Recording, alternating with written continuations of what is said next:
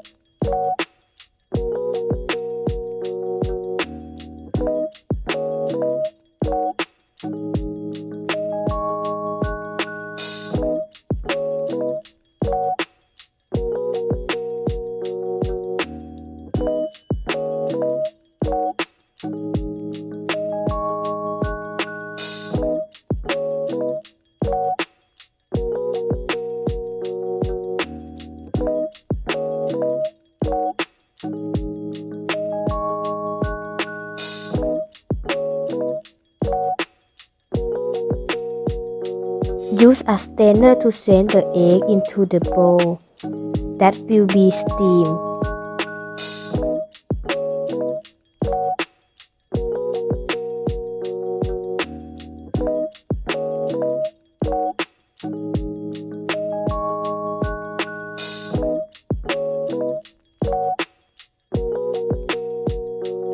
Cover the cup with clear plastic and place in the steamer with the water boiling. Wait 20 to 25 minutes or until the eggs are cooked.